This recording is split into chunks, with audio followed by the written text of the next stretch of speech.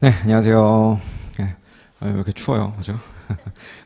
날씨가 추운 거 보니까 뭐가 다가온 거예요? 우리 그 시험 볼 때가 이제 좀 다가온 거죠, 그죠? 그래서 이렇게 좀 찬바람 불고 어쩌고 하면 이제 좀 바짝 긴장할 때가 되신 거예요. 저도 옛날에 수험생 때 딱 이맘때쯤 같이 공부하는 사람들하고 야, 추워진 거 보니까 우리 이제 시험장 갈 때 됐나 보다 뭐 이러면서 좀 긴장 했던 뭐 스트레스도 좀 받고 했던 그랬던 기억이 지금 아직까지 남아 있는데 물론 이제 그동안 공부하시느라고 힘드셨겠지. 스트레스도 많이 받았고 몸도 뭐 지칠 대로 지쳤겠지. 근데 조금만 더 고생해야죠, 그죠?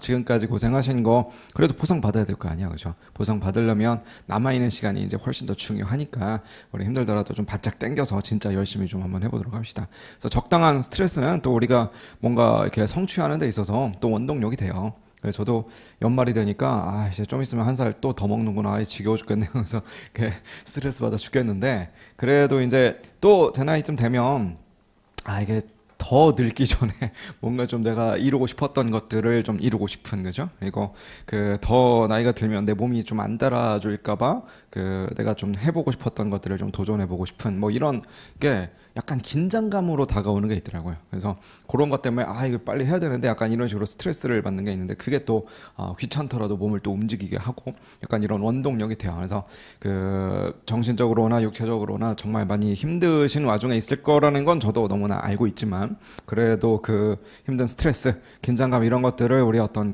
원동력으로 삼아가지고 우리의 무기로 삼아서 진짜 남은 시간 열심히 좀 달려보도록 합시다. 자, 오늘부터 회계사 객관식 강의를 좀 진행을 할 건데 지금 뭐 교재를 좀 보시면 교재 뭐 소개를 해드리면 임세진 선생님 교재 6판이에요. 6판 그죠? 그래서 6판으로 들으셔야 되고 요새 이제 개강할 때가 되니까 부쩍 이제 온라인 게시판에 자꾸 이런 질문들을 많이 하세요. 옛날 판 가지고 이거 들어도 되냐? 아니면 또 이제 지금 최신판 가지고 옛날 거 강의 빨리 듣고 싶은데 그렇게 들어도 되냐? 근데 뭐 내용상의 개정이 없는 과목이니까 들어도 되긴 되죠. 들을 수는 있는데 솔직히 뭐 문제 번호라든지 뭐 페이지 수라든지 이런 것들이 이제 문제 추가되면서 살짝 돌아가거든요. 그럼 이게 경쟁이잖아, 솔직히. 그죠? 경쟁인데 다른 경쟁자들한테는 없는 어떤 일종의 비효율을 나만 갖고 가야 되는 거지. 나만 불편하게. 그죠? 그래서 가급적이면 그래도 경쟁이니까 책값 물론 좀 아깝게 느껴질 수는 있겠지만 좀 잘 맞춰서 강의랑 교재랑 잘 맞춰서 이렇게 수강하셨으면 좋겠고 여러분들은 뭐 잘 갖고 계시는 것 같네. 그죠? 어쨌든 교재를 좀 보면 총 3권으로 구성이 되어 있어요. 뭐 이론편도 있고 문제편이 총 2권인데 하나는 문제집 또 하나는 이제 해답집 이렇게 되어 있습니다. 그래서 다 들고 다니시면 되겠고 다만 이제 별도로 제가 이제 갖고 받으셨죠, 이거 이렇게 생긴 거. 요거 이제 서브노트를 만들어 드렸어요. 지금 여러분들 보시는 이 교재가 제가 물론 뭐 시중에 나와 있는 모든 교재를 다 본 건 아닌데 그래도 사람들의 평판이라든지 이런 것들을 좀 간추려 봤을 때 가장 압도적으로 퀄리티가 좋은 대한민국에서 가장 좋은 교재거든요. 그래서 너무 좋은 교재라서 감사하게도 저희가 이제 이 교재를 가지고 이제 수업을 진행하게 되는데 다만 이제 교재에서 문제 풀이하는 방식이랑 또 제가 풀어드리는 방식이랑 이제 아무래도 조금 차이가 있는 부분이 있어서 그런 거 좀 도움을 드리려고 제가 이제 제 방식으로 만든 서브노트를 만들어서 이제 온라인 수강생분들한테는 PDF로 올려드렸고 지금 실강 나오신 여러분들한테 제본해서 이제 드렸는데 이것도 이제 갖고 다니세요. 강의하면서 좀 너무 그냥 노가다성의 계산인 거야. 별로 이렇게 막 시간을 거기다 쓰기엔 좀 아까운 거지. 근데 이제 설명은 좀 드려야 되겠고 그런 부분들은 이제 간혹 서브노트 몇 페이지 펼치세요 하면서 우리가 눈으로만 좀 따라가는 그런 경우도 이제 수업 시간에 제가 활용하면서 쓸 거니까 서브노트도 반드시 좀 들고 다니시고요. 뭐 서브노트 말 나온 김에 좀 보면 원래 이게 제가 표지를 이거 모두가 만들어주는 사람도 없고 전부 제가 그냥 혼자 간의 수공업으로 다 만드는 거거든요. 근데 원래 이제 표지를 제가 처음에는 주황색으로 만들었었어요. 올해는 우승하겠구나 싶어가지고 주황색으로 만들었다가 약간 눈이 좀 아프더라고 주황색이라서. 그래서 어떡하지? 그래도 우승할 거니까 주황색으로 가자 하다가 이제 한국 시리즈를 보면서 열받아서 이제 파란색으로 바꿔버리지. 눈이 너무 아픈 것 같길래. 그래서 그렇게 만들어진 표지고 한 페이지만 넘겨보시면 거기에 예비 합격증을 좀 넣어놨어요.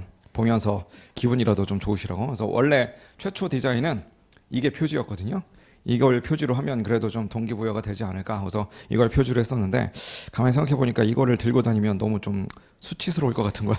그래서 이건 좀 아닌 것 같다 싶어가지고 이거 그냥 속표주로 넣어놨는데 여튼 좀 보면서 동기부여 좀 받으시고 이렇게 하셨으면 좋겠어요. 됐죠? 네. 자, 어쨌든 서브노트도 좀 갖고 다니시고 그 교재 3권 그리고 뭐 해답집은 사실은 서브노트랑 겹치니까 이제 여러분들이 선택적으로 갖고 다니실 분은 갖고 다니시고 이렇게 하시면 되겠고 수업 들으실 때 이제 좀 유의하실 부분들 몇 가지 오늘 첫 시간이니까 OT로 좀 설명드리고 시작을 하도록 할게요. 그 문제편을 아무래도 주로 볼 거예요. 그러니까 이론편과 그다음에 문제편 이렇게 2권이 이제 아무래도 주력인데 사실 뭐 세법이나 혹은 뭐 재무회계나 뭐 이런 과목들은 그 이론 설명이 되게 중요하죠. 왜 그러냐면 사람들 간에 이렇게 합의를 해서 뭔가 명문화된 규정을 딱 만들어 놨으니까 사실 경우에 따라서는 그 규정 자체를 달달달 외워야 될 수도 있고, 그죠? 무슨 뭐 원칙이 어떻고 예외가 어떻고. 그래서 이제 그런 것들을 이해하기 위해서는 그런 규정이 만들어진 어떤 배경이라든지 또 어려운 용어로 써 있으니까 이제 그게 무슨 말인지 좀 설명 들으시고 그런 게 되게 중요하거든요. 그 과정이 좀 충실하게 이루어져야만 이제 드디어 문제를 풀 수 있는 약간 이런 플로우로 공부를 하셔야 되는데 솔직히 원가 관리 얘기는 이론 편은 쓸데없어요. 그러니까 이제 이론편이 뭐 교재가 안 좋다 그런 얘기를 하는 게 아니라 이론편이 너무 잘 쓰여져 있죠. 근데 원가 관리회계는 무슨 명문화된 규정이나 그런 게 아니라 그냥 우리가 문제 답만 구하면 되거든요. 수학이거든, 수학. 뭔 말인지 아시겠죠? 그래서 그냥 뭐 계산기를 두드려서 답이 나온다라고 하면 그게 이론인 거지. 뭐 별 다른 무슨 명문화된 어떤 이론이 있어가지고 밑줄 긋고 외워야 된다든지 그런 건 없어요. 그래서 그냥 가장 메인은 지금 수업할 때도 그렇고 여러분들이 복습하실 때도 그렇고 그 문제편의 문제집이라고 돼 있는 거 얘가 가장 메인이어야 돼요. 근데 물론 이제 몇몇 챕터들은 간단해서 그냥 다이렉트로 문제 풉시다 라고 해도 풀리는 그런 챕터들도 있기는 한데 그래도 약간 이제 우리가 이론적인 배경이 있어야만 문제를 좀 접근할 수 있는 그런 챕터들도 있어요. 그러니까 이를테면 규정은 아니지만 몇 가지 가정을 좀 깔아놨다든지 뭔 말인지 아시겠죠? 좀 뭔가 문제에서 이런 말 나오면 이런 뜻이다 라든지 뭐 그런 부분들은 이론을 좀 봐야 되는 게 있으니까 당연히 챕터마다 이론을 좀 정리해 드리고 그런 다음에 이제 문제를 풀도록 할 건데 그래도 항상 원가관리회계라는 이 과목은 중심은 문제편에 있고 어쨌든 문제만 풀 줄 알면 장땡이고 여러분들은 남아있는 시간 동안 문제를 최대한 많이 최대한 반복적으로 좀 풀어야 된다라는 거 요거를 좀 염두에 두면서 공부하시면 되겠고 다만 문제편 문제집의 그 내용들을 쭉 보시면 문제수가 되게 많잖아요. 요거 다 풀고 들어가면 좋지. 근데 다 못 풀고요. 아무리 제가 열심히 강의를 해도 이거 제한된 실수는 다 못 풀어드리고요. 설령 실수가 충분하다라고 할지라도 다 풀 필요도 없어요. 어차피 이거 다 풀고 들어간다라고 해도 몇몇 문제들은 어차피 우리가 시험을 합격하기 어려운 이유는 그 문제가 어려워서라기보다는 시간이 모자라서 그렇거든요. 그러니까 여러분들한테 그 정말 공부 열심히 했다라는 가정하에 하루 종일 풀게 시간 충분히 드릴 테니까 이거 다 풀고 나오세요. 그러면 웬만하면 다 풀고 나올 거야. 근데 시간이 정말 이게 그냥 모자란다 정도가 아니라 약간 이게 말이 되나? 진짜 턱도 없이 모자라요. 자, 말도 안 되게 모자라기 때문에 사실 여러분들이 전략적으로 진짜 중요한 것이 선택과 집중을 잘 하는 거. 시간 내에 풀만한 문제들을 잘 선별하셔서 그 문제들만 확실하게 맞추고 나오는 거. 이게 되게 중요하거든요. 그래서 문제편에 보시면 사실 풀 수 있다라고 할지라도 제가 가르쳐드리면 충분히 풀 수 있다 할지라도 너무 시간이 오래 걸리는 혹은 뭐 문제편에서는 이렇게 나왔지만 실전 문제에서 조금 다르게 꼬아낸다라고 하면 거기서 조금 시간 소요가 되고 좀 헤맬 수밖에 없는 그런 유형의 문제들도 충분히 있어요. 그래서 걔네들은 공부해봤자 솔직히 말해서 쓰잘데기 없다는 거지. 이해하셨죠? 그래서 제가 최대한 선별을 해서 반드시 여러분들이 시험장에서 보면 맞추고 나오셔야 되는 그런 수준의 문제들, 그런 유형의 문제들, 출제가 예상되는 문제들 그런 것들 위주로만 선별해서 풀어드릴 테니까 강의 들을 적에 여러분들은 문제편에 제가 다루어 드린 문제들, 그러니까 풀어드렸거나 아니면 이 문제는 여러분들이 좀 각자 풀어보십시오. 지금 우리가 뭐 1번 문제를 풀었으니까 1번 문제를 완벽하게 이해했으면 2번 여러분들이 힘으로도 풀 수 있습니다. 풀어보세요. 이렇게 언급하는 게 있을 거거든요. 그런 애들은 반드시 체크를 좀 해놓으세요. 체크를 해놓으시고 나중에 이제 회독을 돌릴 때는 체크되어 있는 그 문제들, 걔네들만 그냥 무한반복하면 되는 거예요. 이해하셨죠? 무슨 말인지. 그렇죠? 그래서 너무 막 범위만 늘리려고 하지 마시고 그냥 반드시 알아야 되는 것들을 확실하게 알 수 있도록 좀 최대한 반복하는 거 그런 방식으로 좀 공부를 하시고요. 남아있는 시간이 그래도 우리 이제 벌써 11월도 반 이상 갔네, 그죠? 그래서 그 12월 한 달이랑 1월, 2월 뭐 한 3달 정도 남아 있는데 그 3달 조금 남아 있는 이 시간이 사실 우리 합격 여부를 결정짓는 데 있어서 제일 중요해요. 그러니까 모든 승부는 다 막판에 나거든요. 그죠? 그러니까 요게 뭐 한 1, 2주 공부해서 되는 그런 시험이다. 그럼 그 1, 2주가 다 중요하겠지만 사실상 이게 이제 1년 이상 1차만 놓고 봐도 1년 이상을 공부해야 되는 그런 시험이다 보니까 물론 앞단에 이렇게 성실하게 열심히 잘 복습해 오신 거 그게 물론 도움은 되겠지. 근데 그동안의 여러분들의 그 공부는 그동안 여러분들이 이제 한 여기쯤 있다 칩시다. 여기 이제 시험 날이고 이렇게 그동안 우리가 이제 흘려보낸 이 세월들은 사실 엄밀히 말하면 요 날을 준비한 건 아니에요. 요 날을 준비했다기보다는 요때 달려야 되는 거지 이제 이렇게 요때 달리려면 그래도 뭘 알아야 달릴 거 아니에요, 그렇죠? 그래서 요 부분들을 여러분들이 이제 준비를 하셨다라고 보시면 돼요. 그래서 요때 달리기 위해서 뭔가 나름대로의 사전 지식을 좀 쌓아놨으면 그걸 토대로 해서 이제 막판 계속 달리자고요. 만약에 지금부터 정말 열심히 달리면 지금부터는 이제 요 날을 준비하는 것이니까 요때 조금 내가 모자랐다라는 생각이 들지라도 막판에 진짜 엄청 스퍼트 잘하면 무조건 합격할 수 있어요. 합격할 수 있으니까 진짜 열심히 달려야 되고 반대로 바꿔서 말해서 지금까지 내가 정말 너무 성실하게 열심히 잘한 거야. 너무 열심히 잘했어도 막판에 무너지잖아요. 절대 합격 못합니다. 제가 장담하건대. 그래서 마지막 남아있는 이 한 2달, 3달 진짜 힘들 거예요. 진짜 힘들겠지만 그래도 나중에 훗날 딱 뒤돌아 봤을 때 내가 그래도 이 한 3달 정도는 진짜 열심히 살았다.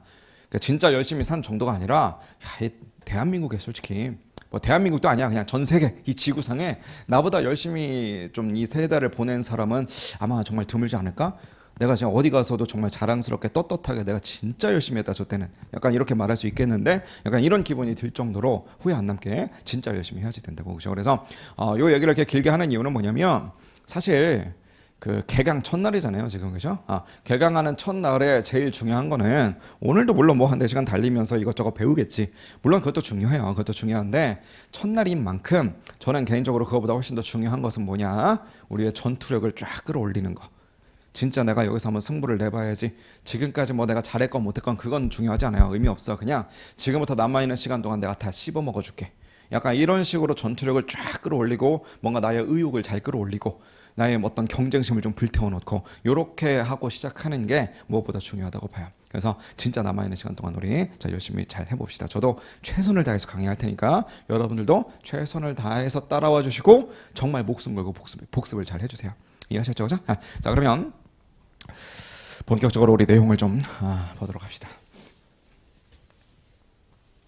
OT니까 무슨 막 문제 풀고 이럴 생각을 하는 건 아니고요. 잠깐 뭐 이론편 잠깐 보시면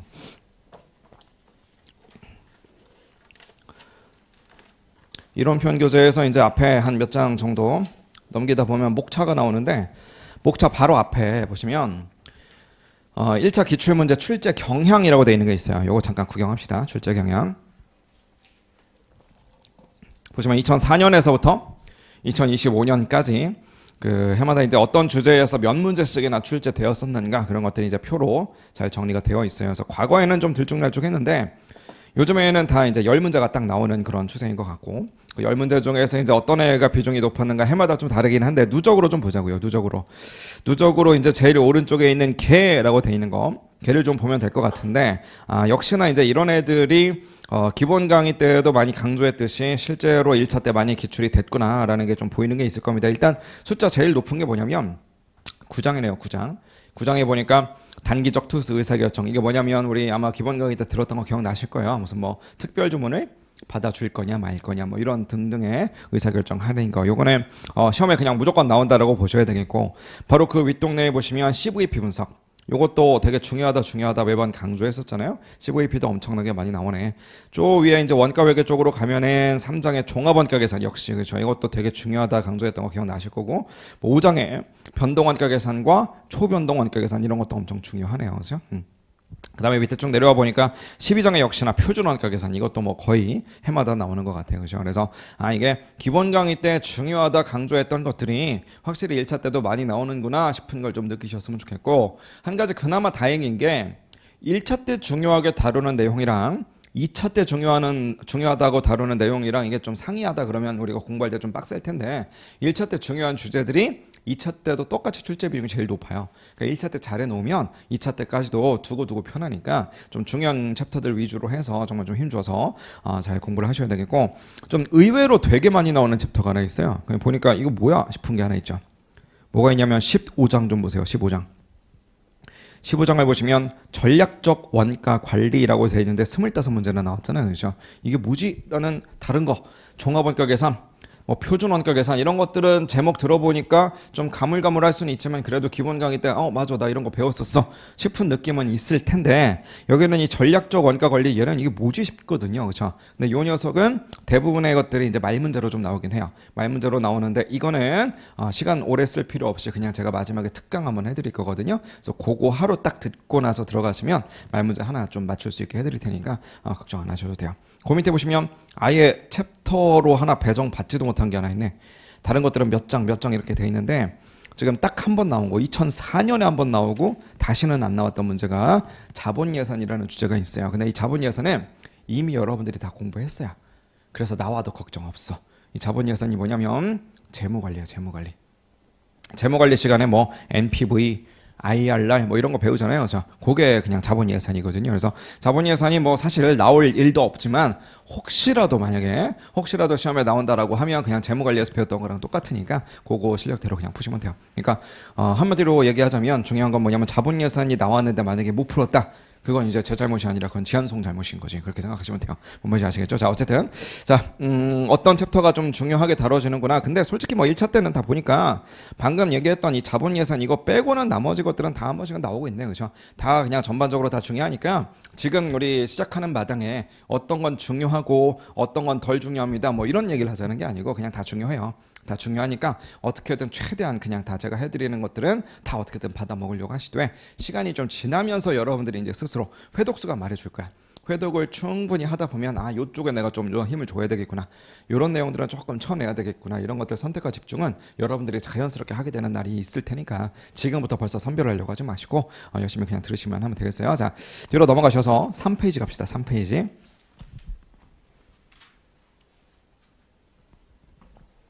3페이지에 가면 거기 스터디 1번에 원가관리회계의 의라고 해놓고 윗동네에는 원가회계 아랫동네에는 관리회계 이렇게 되어 있는데 관리회계 먼저 보면 거기는 뭐 동그라미 3개 해서 복잡하게 써있지만 이거 기본 강의 때부터 강조했던 거 관리회계에서 우리가 공부해야 되는 거는 크게 두 가지예요. 그냥 두 가지. 그 두 가지가 뭐냐? 첫 번째는 의사결정, 그 다음에 두 번째는 성과평가 이렇게 이제 두 가지입니다. 그래서 뭐 계획이란 말도 써있긴 한데 중요하지 않고요. 그냥 밑에 있는 의사결정하고 저 위에 있는 성과평가하고 이렇게 이제 두 가지로 나누어서 배우는 거다라고 요 정도 감만 좀 잡으시면 되겠고 관리회계는 의사결정과 성과평가다 요 이야기는 앞으로 이제 우리가 진도를 나가면서 반복적으로 계속 나올 이야기니까 일단 처음에 좀 들어둡시다. 자, 중요한 건 이제 원가회계. 원가회계는 좀 세분화되어 있는 것 같은데 요 이야기를 제가 OT 때 좀 해드릴 거고 그냥 가볍게 그냥 OT로서 앞으로 저런 거 배울 건가 보다 뭐 이런 목적으로 정리하는 것도 있기는 한데요. 솔직히 말해서 이 OT 때 제가 설명드리는 내용들을 완벽하게 소화하시면 그래서 여러분들이 스스로 그냥 백지 상태에서 제가 해드리는 것처럼 이런 내용들이 설명까지 가능하게끔 완전 디테일하게 잘 복습해 두시면 솔직히 원가회계에서 배워야 되는 전반적인 내용들은 이미 다 갖고 들어간다. 그래서 다른 챕터들 우리가 공부할 적에 되게 많이 유리해진다. 뭐 이런 말씀을 좀 미리 드리면서 하나씩 짚어보도록 합시다. 자, 우리 원가회계는 말 그대로 원가 계산 어떻게 할 거냐 요거 배우는 거거든요. 관리회계가 의사결정과 성과평가라면 원가회계는 그냥 원가 계산인 거라고. 그죠? 자, 그럼 어떤 원가를 계산할 건데요? 라는 건데 우리 회사는 어떤 회사일 거냐? 다 제조기업일 거라고. 만약에 상기업이었으면 솔직히 원가 얘기할 게 없어요. 내가 만약에 이 커피를 사갖고 와서 판다 어디서 그럼 너 이거 얼마 주고 사왔는데 그러면 그게 그냥 원가인 거잖아요. 그죠? 근데 이제 원가 계산이 어려워지는 건 내가 이 커피를 만들었기 때문에 그래서 좀 어려워지는 거거든요. 요걸 만들어내느라고 별의별 것들을 다 썼으니까 걔네들을 다 어떻게든 간추려 봐야 원가가 얼마구나 이게 결론이 나올 거 아니겠어요. 그죠? 그래서 제조기업을 다룬다. 그럼 그 제조기업에서 뭐 만들었는데요? 이걸 좀 따져봐야 된다는 거지. 어떻게 생긴 걸 어떻게 만들었는데요? 그것을 우리는 제조 형태라고 이렇게 불러요. 제조 형태. 그래서 어떻게 만들었어요? 제조 형태를 좀 들여다보자는 거지. 자, 제가 손에 들고 있는 분필 요거 만드는 회사가 있겠죠. 걔네들 입장에서는 분필의 원가를 어떻게 계산하지? 이걸 좀 고민해 봐야 될 거라고. 자, 근데 또 다른 회사는 우리가 앉아있는 이 학원 건물 뭐 예를 들어 우리 회사 건설업인 거야. 그럼 당연히 이 건물을 어떻게 만들었으며 원가를 어떻게 계산해야 되는가 이런 것들이 고민이 되겠죠. 건설업체 입장에서는 이 건물 자체가 하나의 제품, 재고 자산일 거라는 거죠. 자, 그러면 상식적으로만 생각을 해봐도 분필 회사에서 분필의 원가 계산하는 방법이랑 건설업체에서 이 건물의 원가를 계산하는 방법이랑 그 둘은 동일합니다. 라고 하면 그게 더 이상하잖아요. 그렇죠? 당연히 분필의 원가 계산 방법이랑 건물의 원가 계산 방법은 뭐가 차이 나더라도 분명히 차이가 날 거라는 거지. 그러니까 어떻게 차이가 날 거냐라는 건데 일단 건물 얘기를 먼저 한번 해볼게요. 건물은 우리가 1년 동안 건물을 3개를 올린 거야. 3개의 건물을 만들었어. A라는 건물과 B라는 건물과 C라는 건물 3개를 만들었는데 3개 만드는데 돈 다 해서 얼마 썼는가 봤더니 300원을 썼더라는 거죠. 아, 3개 만드는데 원가 300원이야? 아, 그럼 건물 하나당 100원짜리인가 보네 뭐. 이렇게 말할 수가 있느냐? 이건 좀 어렵다는 거지. 왜? 건물은 A랑 B랑 C랑 다 다르게 생겼거든요. A는 학원 건물인데 B는 뭐 병원 건물이고 C는 그냥 무슨 뭐 주택인 거야. 그럼 우리가 그냥 다 건물이라고 불러도 되긴 하지만 엄연히 다 다르게 생겼고 뭐 재료도 다 다른 게 들어갔을 테고 사람도 다 다른 사람들이 투입돼서 뭔가 만들었을 거 아니겠어요? 그럼 당연히 원가를 계산해 보면 다 다르게 나올 수밖에 없는 거고 원가를 n빵 칠 게 아니라 따로따로 하나씩 하나씩 계산할 수밖에 없는 거지. 그런 원가 계산 방법을 우리 뭐라고 불렀어요? 걔를 개별 원가 계산이다 이렇게 불렀다고. 말 그대로 개별적으로 따로따로 하나씩 원가 계산합시다 이런 컨셉인 거예요. 그죠? 자, 근데 제가 손에 들고 있는 이 분필은요 솔직히 뭐 다 똑같이 생겼잖아요. 그죠? 다 똑같이 생겼고 어떤 똑같은 회사가 만든 똑같은 제품이라면 어차피 모양새가 다 똑같으니까 사이즈 다 똑같고 들어간 어떤 원재료 이런 것들도 다 동일할 테니까 n빵 쳐도 상관없다는 거지. 즉 뭔 얘기냐면 똑같은 애들을 만든다는 건 그냥 찍어내면 된다는 거니까 뭐가 가능하다는 거냐? 대량 생산이 충분히 가능하다는 거거든요. 즉 분필을 1년 동안 한두 자루만 만드는 게 아니라 한 수만 자루를 만들 거라고. 10,000자루 만들었다 칩시다. 10,000개 만들었는데 10만 원 들어갔어. 그럼 한 개당 얼마짜리예요? 그냥 하나당 10원인가 보다 이렇게 하면 되는 거 아니에요. 그죠? 즉 다 모아놓고 n빵 칩시다 라고 이야기를 하는 것이 바로 종합 원가 계산이었던 거지. 종합 원가 계산. 이렇게 이해할 수 있겠죠. 자, 그럼 잘 보세요.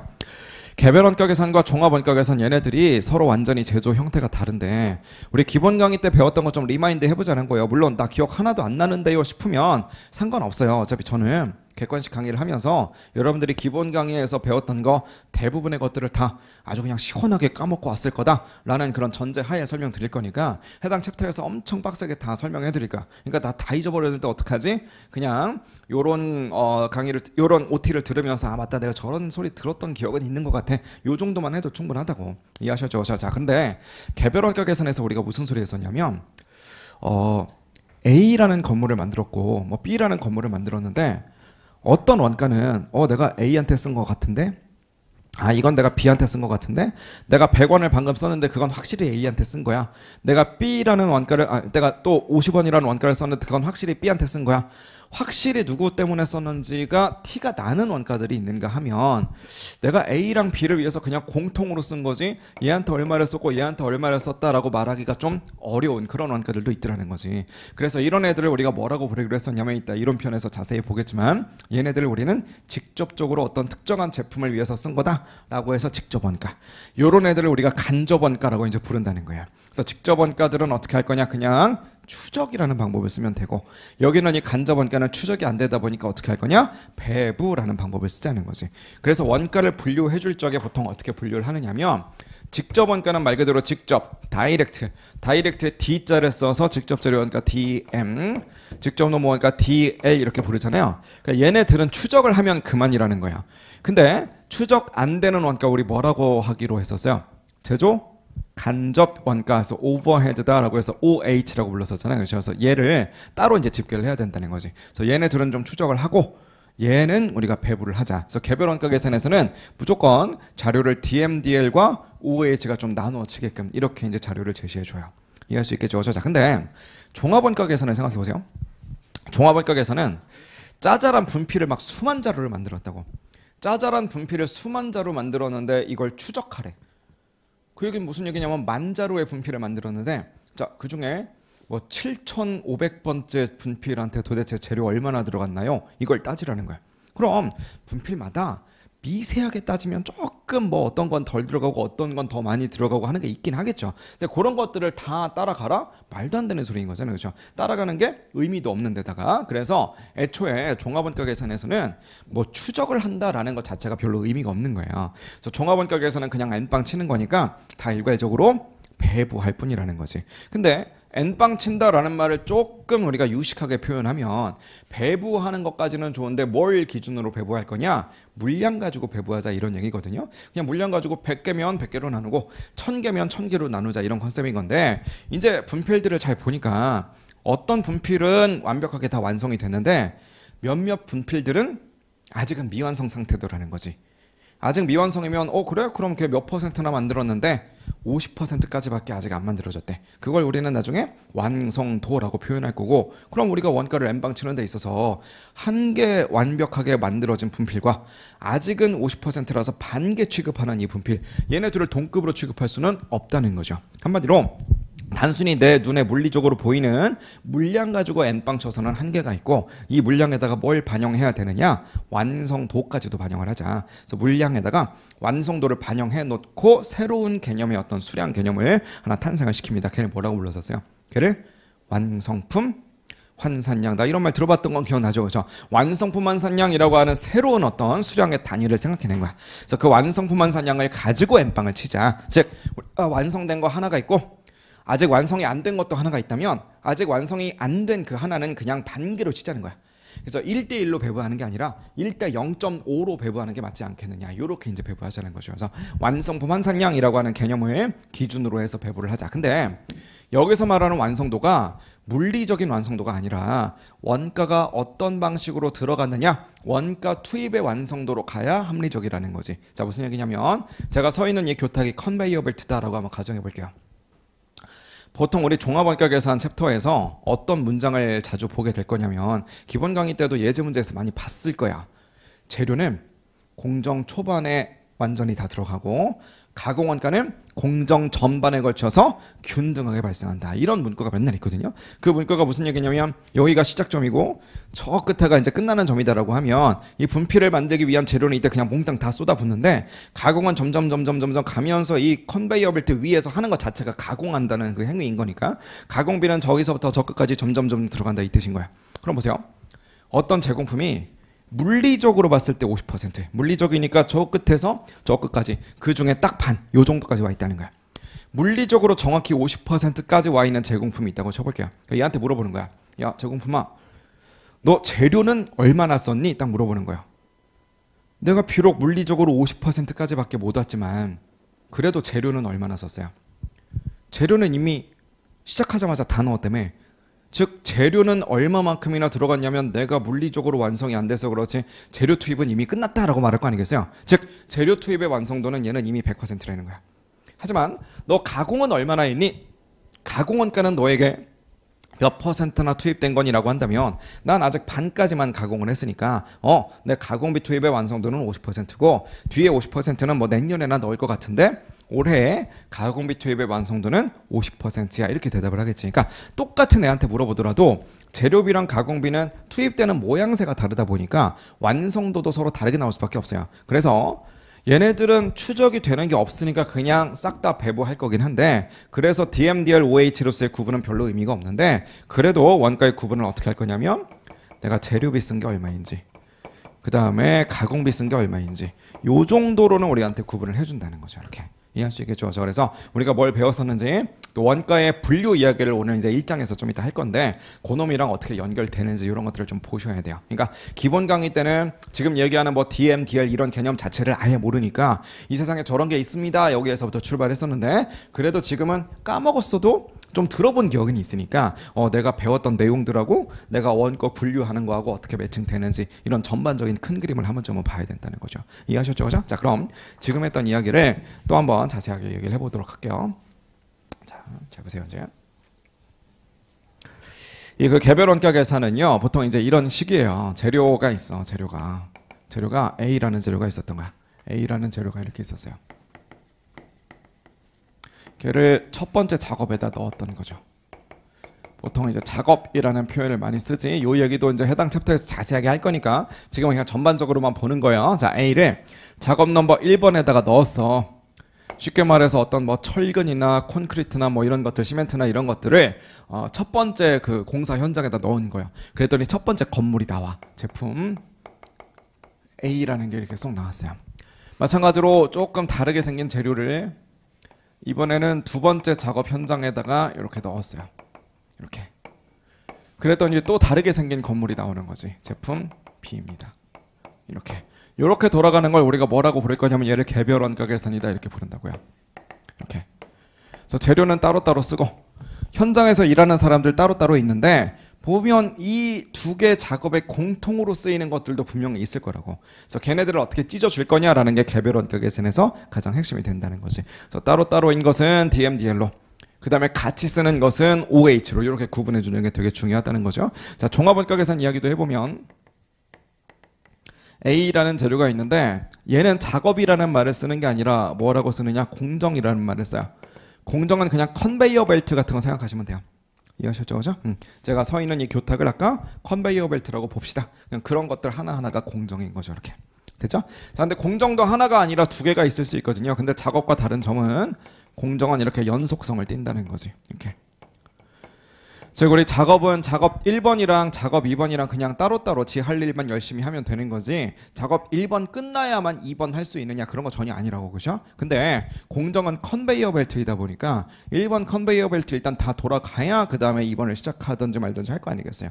그래서 얘네들은 좀 연속성을 갖고 있는 거다. 그래서 요게 모두 다 끝났다라고 하면 드디어 뭐 제품 A가 이렇게 쓱 나오는데, 그 A라는 게 하나만 나오는 게 아니라 어차피 똑같은 재료를 가지고 똑같은 짓을 하는 거니까 이런 것들은 그냥 반복적으로 막 찍어낼 수가 있거든요. 찍어낼 수 있으니까 이 A라고 하는 제품이 겁나 많이 나오더라. 이렇게 대량 생산되니까 얘네들 N빵 치면 될 거 아니냐 뭐 이런 컨셉이라고요.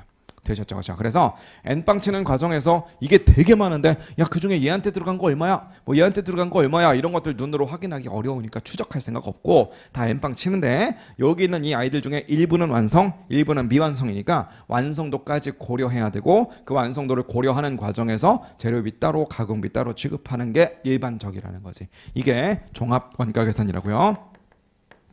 자, 그러면 지금까지 했던 이야기랑 똑같은 이야기인 것 같은데 이 말을 왜 또 하느냐, 이것도 한번 생각해 보자는 거지. 자, 재료 A가 있어요. 똑같이 요 재료 A를 방금 전에 봤던 것처럼 공정에다가 돌릴게요. 뭐 공정 1번이라고 합시다. 이렇게. 자, 얘는 뭐 공정 1번만 해도 제품이 나온다라고 칠게요 그냥. 근데 보세요, 재료의 종류 한 종류밖에 없죠. 내가 공정 돌린 것도 한 종류의 공정밖에 없죠. 그럼 당연히 제품도 몇 종류 나와야 돼요.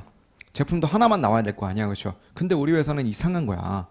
아니 같은 재료를 같은 공정에다가 분명히 돌렸거든요. 근데 갑자기 A도 나오고 B도 나오고 이렇게 막 갈라지기 시작하더라는 거죠. 우리 회사는 어떡하죠? 이런 애들이 갑자기 생기는 거야. 어떤 회사가 이래요? 이런 회사가 보통 가장 대표적으로 예시를 많이 드는 것이 이제 기름집들이죠. 뭐 S-오일이나 이런 애들, 그죠? 기름 만드는 회사들, 걔네들의 재료 원유, 크루드 오일, 그죠? 원유를 보통 이제 리파이닝 한다 그러지. 정제 공정에다가 쓱 집어넣어요. 원유를 정제하면은 알고 보니까 이 원유라는 놈의 몸 속에 막 휘발유가 될 성질, 또 경유가 될 성질, 이런 물리적 화학적 어떤 특성을 갖고 있는 요소들이 다 들어있었던 거야. 그래서 걔네들 중에 일부가 휘발유가 되고 일부는 경유가 되고 뭐 등유도 되고 등등등 여러 가지 제품으로 막 갈라지더라는 거야. 아니 그럼 얘도 아니고 얘도 아닌데 우리는 원가 계산 어떻게 하느냐, 이런 애들이 갑자기 탄생을 한 거야. 근데 딱 봐도 일단 얘랑 얘 중에 누구한테 더 가까워 보이느냐, 그래도 공정을 돌리는 거니까 요 놈한테 좀 더 가까워 보이거든요. 그래서 요 놈이랑 좀 비슷하기는 한데 다른 방법을 쓸 수밖에 없다는 거지. 자, 여러분들한테 누군가가 의뢰를 했어요. 이제 합격해서 회계사 됐어. 여러분들이 회계사인데 여러분들 클라이언트 중에 이런 어떤 형태를 갖고 있는 제조기업에서 그쪽 회계팀장이 여러분들한테 회계사님 저희 회사 이렇게 생겼는데 요놈 원가 계산하고 요놈 원가 계산해야 되는데 우리 어떻게 해요? 좀 도와주세요. 이렇게 딱 의뢰를 한 거예요. 그럼 일단 우리가 아이디어를 한번 짜내보자는 거지. 이거는 뭐 법이 아니니까 어떤 방법이 있겠어요? 얘랑의 원가 계산할 때 일단 첫 번째로 좀 생각해 볼 수 있는 방법은 얘랑 비슷하잖아. 근데 요 녀석의 아이디어가 뭐다? 얘는 그냥 N빵. 그럼 얘는 N빵 칠 수는 없죠. 사실은 다르니까. 근데 솔직히 여기다가 제가 통 두 개 갖다 놓고 여기다가는 휘발유 담고요. 여기다가는 경유 담은 다음에 구분해 보세요. 어떤 게 휘발유게요? 이렇게 하면 구분할 수 있어요? 못하잖아. 저도 못하거든요. 이거. 그러니까 일반인들이 보기에는 똑같잖아. 그냥 어차피 얘랑 다르긴 하지만 뭐 똑같은 기름이지 뭐. 달라봤자 얼마나 다르다고 해. 그냥 똑같다고 쳐. N빵 하세요. 이것도 하나의 훌륭한 대답이라는 거예요. 그냥 N빵 칩시다. 이 방법을 우리가 뭐라고 배웠었느냐? 이걸 물량기준법이라는 이름으로 배웠어요. 물량기준법을 비롯해서 총 4가지 방법을 배운 챕터가 있었거든요. 그 챕터 이름이 뭐였어요? 걔가 결합 원가 계산이었죠. 우리 교재에서는 연산품과 부산물의 원가 계산이라고 불렀었어요. 그죠? 그래서 이 결합 원가 계산은 요 종합 원가 계산에서 살짝 좀 파생되어서 나온 형태다라고 이렇게 정리하셔도 돼요. 그래서 이제 1차 때도 물론 뭐 요새는 좀 나올 수는 있지만 그 2차 시험에서는 얘만 그냥 내기에는 조금 문제가 유치하거든요. 그래서 보통 얘를 섞어서 내요. 요렇게 묶어가지고 낼 때가 되게 많습니다. 이해하셨죠? 그죠? 그래서 그 얘기도 나중에 좀 보도록 하고, 여튼 방법을 뭐 말 나온 김에 생각해 보자고요. 첫 번째, 그냥 어차피 비스무리 하니까 그냥 N빵 칩시다. 뭐 물량기준법 같은 거 생각할 수 있겠네요. 그죠? 자, 근데 뭐 우리 눈에나 휘발유, 경유가 구분이 안 되는 거지, 이게 사실 엄밀히 다르다라는 것을 우리는 엄연히 다르다는 걸 알고 있거든요. 주유소만 가봐도 알지. 휘발유랑 경유랑 뭐가 달라요? 리터당 단가가 다르잖아. 판매 가격이 완전 다르거든요. 판매 가격이 다른데 그걸 무시하고 원가를 뿌리면 뭘 위배하게 되느냐? 수익 비용의 대응의 원칙. 그거를 완벽하게 위배해 버리거든요. 수익이랑 비용이랑 매칭을 시키려면 전혀 그게 안 되니까, 야 이거 수익까지 보자. 몇 리터 나왔냐, 그 물량에서 넘어가서 리터당 얼마에 팔 수 있는지 곱하면 전체 판매 가치가 나올 거 아니겠어요. 그 판매 가치만큼 수익을 내줄 테니까 판매 가치가 높은 놈이 있다면 원가도 좀 많이 주고 낮은 놈이 있다면 원가도 많이 줘야 수익과 비용이 대응될 거 아니냐. 즉 판매 가치를 따져야 된다라고 해서 탄생한 게 바로 분리점에서의 판매가치법이라는 걸 우리가 공부를 했었던 거야. 됐죠? 자, 근데 분리점에서의 판매가치법이라는 걸 쓰려고 봤더니만 요 녀석은 판매가치가 있는데 얘는 지금 당장은 못 팔아. 얘는 살려는 사람이 아무도 없대요. 시장성이 없는 거야. 판매가치가 전혀 없는 거야. 그럼 분리점에서의 판매가치법 너무 좋아 보이는데 쓸 수 있는 방법이 없잖아요. 그럼 얘네한테 가서 물어보는 거지. 야, 니네 이거 팔지도 못했고 못하러 만들었니? 아, 이것도 다 쓸 데가 있어. 얘를 한 번 더 돌리려고 해. 공정 2번에다가. 이걸 공정 2번에다가 돌리면 얘가 이제 또 다른 제품이 되는데 그때는 팔 수 있단다? 이렇게 딱 얘기를 한다는 거죠. 이렇게. 아, 그래? 그럼 얘는 판매 가치가 있으니까 이 원가들을 뿌릴 적에 이 금액과 요 금액, 이 둘 간의 비율 가지고 뿌리면 되겠구만. 근데 요 놈과 요 놈 가지고 단순히 뿌리면 조금 불공평하죠. 왜? 이 공정 2번에서도 돈 쓰는 게 있을 거 아니겠어요. 이렇게. 그럼 얘는 괜찮은데 얘는 이 돈을 벌기 위해서는 얘도 필연적으로 써야 되는 거니까 기왕이면 얘랑 네팅해서 그 돈 가지고 비교하자. 이 네팅한 금액을 뭐라고 불렀었어요? 그래? 순, 실현, 가능, 가치. 우리 뭐 다른 과목에서 NRV라는 말도 들어보셨을 거고, 그래서 NRV라고 부르는 그 수치를 뽑아낸 다음에 걔랑 비교를 하자. 그것을 우리는 순, 실현, 가능, 가치법이다라고 해서 이 챕터에서 가장 많이 출제가 되었었던 거죠. 그죠? 자, 마지막 방법으로는 어차피 얘나 뭐 이런 애들 다 한 배에서 나온 놈들이잖아요. 그죠? 어차피 같은 지점에서 출발한 거잖아요. 한 배에서 나온 그냥 형제 자매 같은 애들이거든요. 그죠? 근데 어떤 애는 수익성이 되게 좋아. 즉 이익률이 되게 높아. 어떤 애는 수익성이 되게 안 좋아. 이익률이 되게 낮아요. 그것도 좀 이상하다는 거죠.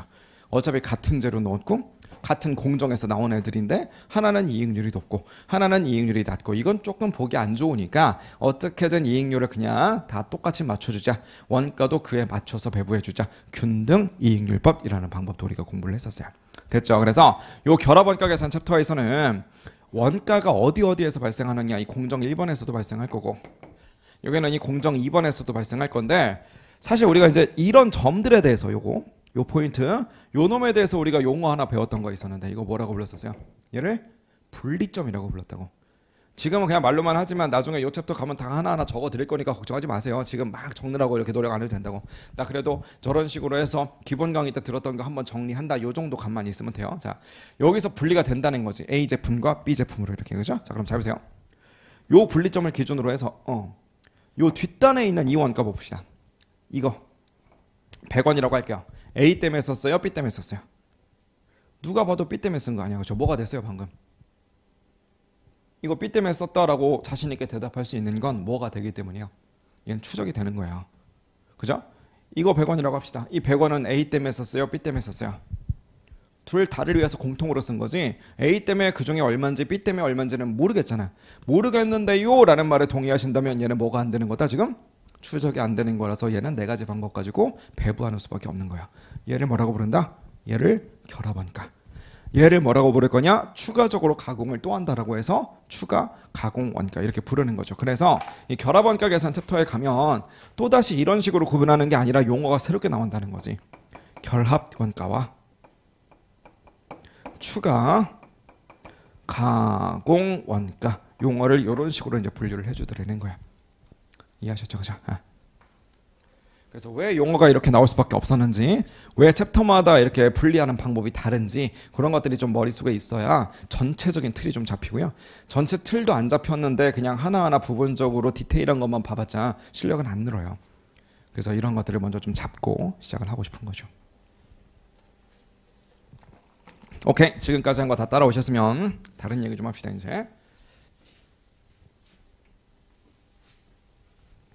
이제 우리가 오늘 배울 내용인데 우리 보통 T계정이라는 거 많이 그리잖아요. 그래서 T계정 얘기 좀 잠깐 합시다. T계정. 제품 계정이 있어요. 전 제품 이렇게 쓸 겁니다. Finished good. 오케이. 다 끝났다. Finish 된 굿즈다 이거야. 그래서 Finished good. 그죠? 그래서 제품. 제공품 같은 거 있으면 복잡하니까 없다고 칠게요. 그냥. 자, 기초도 없다고 합시다. 기초도 있으면 괜히 복잡하니까. 기초 그냥 빵. 그죠? 자, 그러면 우리는 여기 단계에 우리가 발생시킨 원가 얘네들 여기다 녹여야 돼요. 근데 원가는 이제 가장 기본적으로 분류하는 건 DM, DL, H니까 이렇게 분류를 했다라고 칩시다. 자, 그러면 우리가 이 T계정을 돌려봐야만 우리 회사의 원가 계산이 완벽하게 끝날 텐데 가장 1번으로 고민이 되는 건 여기 금액 어디서 갖다 써야 되지? 여기다 금액 뭐라고 써야 되지? 여기다 금액을 그래서 뭐라고 써야 되지? 이게 일단 고민일 거 아니겠어요? 여러분들이 회계팀에 입사를 한 거야. 회계팀에서 이거를 채워야 돼. 그럼 이걸 그럼 무슨 자료를 보고 쓸 것인가? 이게 일단 고민이 될 거 아니겠어요? 그죠? 자, 그러면 얘네들은 다 어디서 발생한 원가냐? 다 제조 원가잖아. 제조 원가니까 뭔가 제조 말 그대로 생산하면서 발생한 거거든요. 그럼 정보는 누가 갖고 있을 거냐? 당연히 공장에 있겠죠. 그럼 공장에 가보거나 공장에 전화 한번 해보거나 이렇게 하면 돼요. 그냥 공장에서 재료를 얼마나 썼는지 눈으로 보면 된다고. 눈으로 보면서 우리가 보는 건 아니지 물론 공장에서 재료 쓸 때 그냥 쓰는 게 아니에요. 그냥 재료 있으니까 쓰자 이렇게 하는 게 아니라 그 일지를 다 기록을 해놓는다고.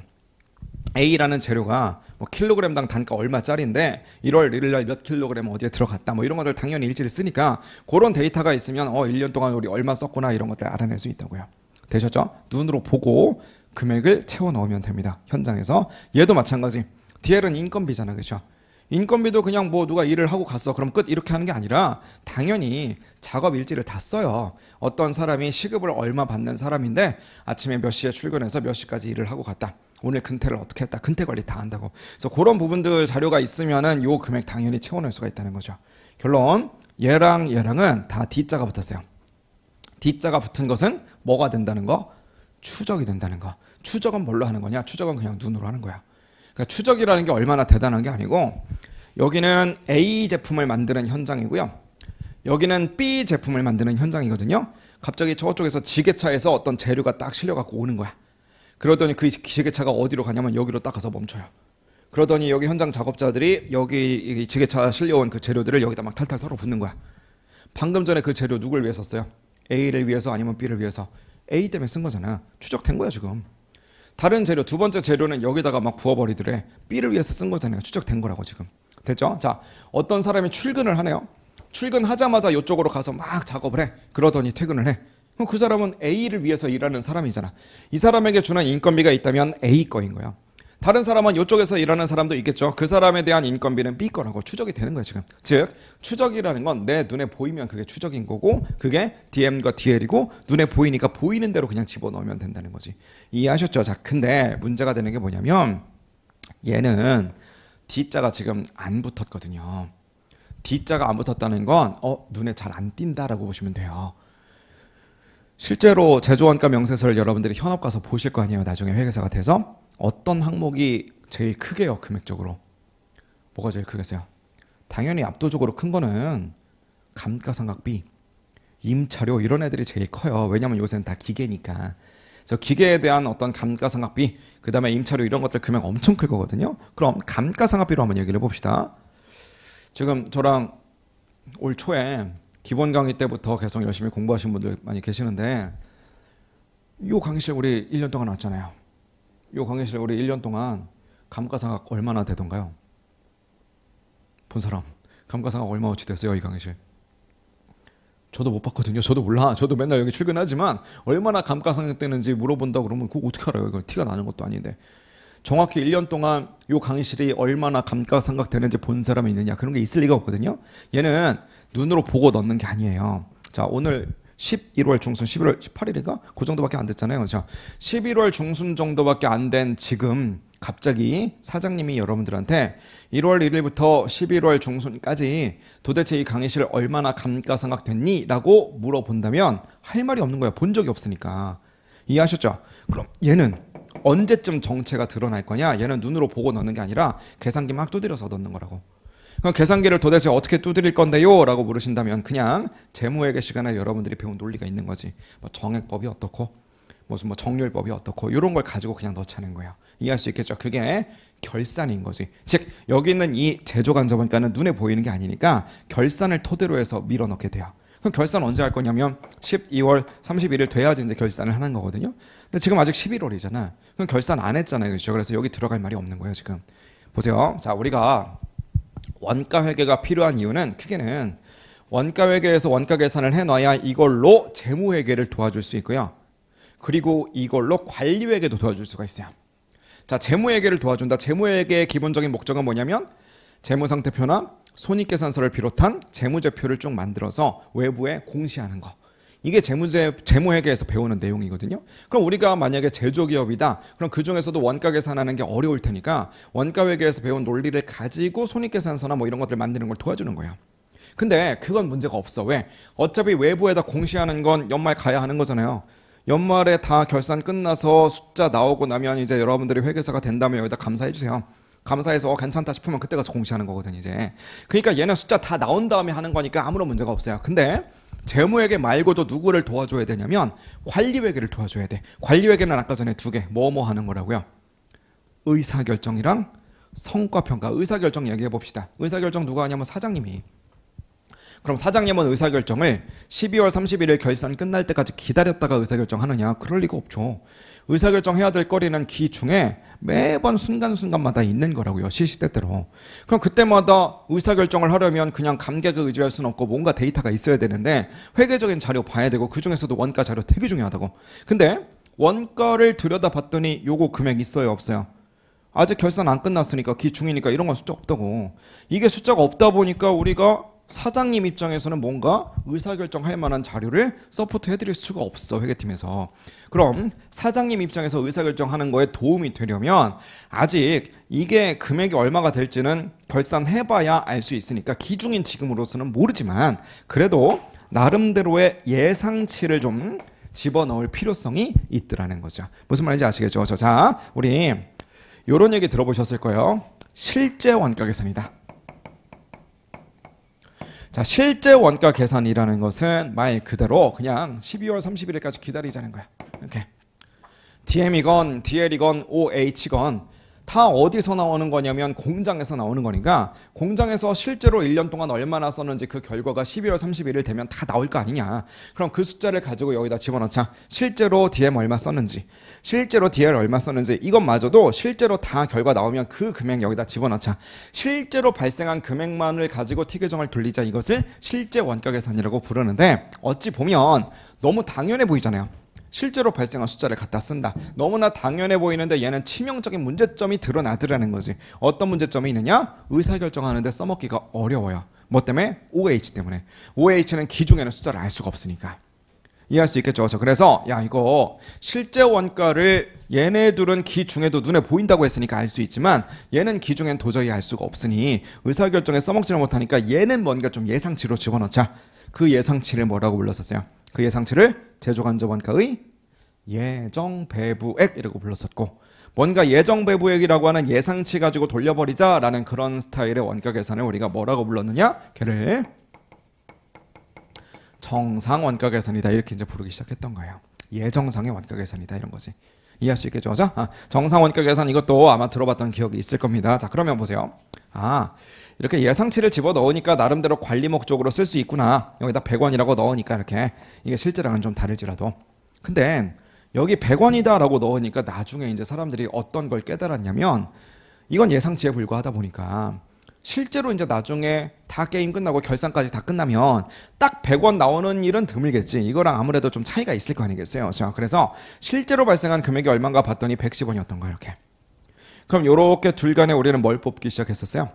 얘네 둘 간의 배부 차이. 그래서 뭐 과수 배부냐 과대 배부냐 이런 것들 계산 연습했었다는 거죠. 객관식에서도 그 내용 되게 자주 나오거든요. 어쨌든 그렇다 치고 차이를 뽑을 수가 있구나. 근데 10원 차이가 나는데 얘는 지금 보니까 실제가 더 크잖아요. 내가 예상했던 것보다. 그럼 기분이 좋은 차이예요? 나쁜 차이예요? 기분이 이건 나쁠 수밖에 없다고. 왜? 100원 예상했는데 실제로는 110원 나왔대. 이것도 나름대로 합리적인 이유가 있어서 100원으로 예상을 했을 거 아니에요. 예상보다 원가를 너무 많이 쓴 거야. 원가 낭비했다는 거지. 원가 절감이 안 됐다는 거야. 반대로 90원밖에 안 나온 거야. 그럼 예상보다 적게 썼잖아요. 야, 합리적으로 예상을 해봤을 때 그래도 한 100원은 쓸 줄 알았는데 90원밖에 안 썼어? 야, 이번에 원가 절감을 되게 잘했구나. 아껴서 잘 썼네? 기분이 좋은 거야. 한마디로 이런 배부 차이를 뽑기 시작하면서 뭘 느끼게 됐냐면 야, 우리가 예상치로 집어넣으면 차이 분석을 통해서 뭘 할 수가 있구나? 원가를 아껴 썼구나. 칭찬해주거나 원가를 낭비했구나. 혼내거나 성과평가에다 이걸 써먹을 수 있구나. 이거를 깨닫게 된 거야. 야, 그럼 어차피 여기다 예상치로 넣으면 뭔가 차이를 뽑아서 성과평가에다 쓸 수 있으니까 화끈하게 이런 애들도 그냥 다 예상치로 집어넣어버리자. 그래서 모든 걸 다 예상치로 집어넣어버리면 얘네들도 다 실제 원가랑 비교를 해서 도대체 차이가 얼마나 나는지 이 자료를 토대로 해서 성과평가에다 밀어넣기 시작하더라는 거지. 이걸 뭐라고 불러요? 얘를 표준원가 계산이다 이렇게 부르는 거예요. 그래서 우리는 표준원가 계산이 이제 관리회계 쪽에 있기는 한데 이름 자체가 표준원가 계산이잖아요. 그래서 표준원가 계산 이것도 원가 회계로 취급하는 그런 교재들도 있기는 합니다. 근데 어쨌든 간에 이 정상 원가 계산은 제조 간접 원가만 연말에 우리가 연말까지 기다릴 수가 없으니 미리미리 좀 계산해 놓자. 표준 원가 계산은 그냥 화끈하게 모든 것들을 미리미리 계산해 놓자. 그래서 얘네 둘은 다 1월 1일 날 뭔가 미리 뽑아 놓는 그런 개념인 거예요. 이렇게. 이해하셨죠? 자, 그래서 1월 1일 날 미리 뽑는다라고 해서 요 두 가지 원가 계산 방법을 합쳐서 보통 사전적인 원가 계산 방법이다 이런 용어도 좀 씁니다. 이런 것들도 우리가 말 문제에서 한두 번 정도는 출제가 됐던 용어들이니까 물론 그 문제를 풀면서 또다시 얘기하겠지만 미리 좀 다 들어봤다 정도는 해놓으세요. 이해하셨죠? 그죠? 자, 이런 분류를 우리가 뭐라고 부를 거냐? 어떤 건 연말에 가서 어떤 건 미리미리 원가 계산을 한다라고 해서 원가 계산을 하는 시점에 따른 분류다 보통 이렇게 불러요. 원가를 계산하는 시점에 따른 분류다 이런 식으로. 이해하셨죠? 그죠? 자, 이제 또 다른 매트릭스를 하나 더 보도록 할게요.